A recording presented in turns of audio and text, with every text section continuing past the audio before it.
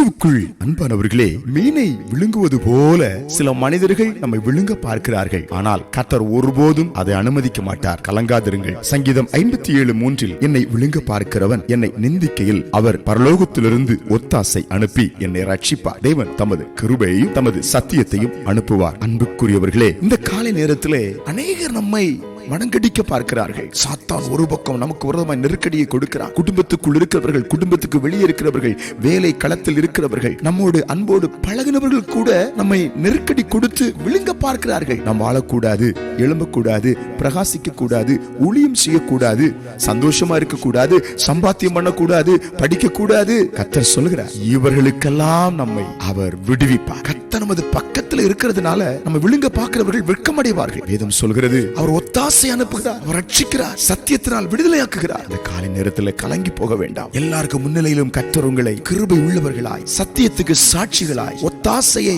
ஏற்றுக்கொண்டு அதன் மூலம் தெய்வீக விடுதலையை பெற்றவர்களாய் கர்த்தர் உங்களை விசேஷமாய் நிறுத்துவார். ஆமென். சோர்ந்து போகவே வேண்டாம். இந்த நாள் கிருபாசனபதி உங்களை சந்திக்கிறார். சத்தியபரர் உங்களை சந்திக்கிறார். ஒத்தாசை அனுப்பி உங்களை விடுவிக்கிறார். ஜெபிப்போம். பரலோக பிதாவே, இந்த காலை வேளையிலும் ஆண்டவரே, யார் யாரை சத்துரு விழுங்க பார்க்கிறானோ அவர்களை எல்லாம் அவன் கைக்கு விடுதலையாக்கி பாதுகாப்போடு நடத்துவதற்காய் ஸ்தோத்திரம். இப்பொழுதே ஜெபத்தில் இணைந்திருக்கிற பிள்ளைகள் மேல தேவ பிரசன்னம் வெளிப்படுகிறது. ஸ்தோத்திரம். இயேசுவின் நாமத்தில் ஆமென்.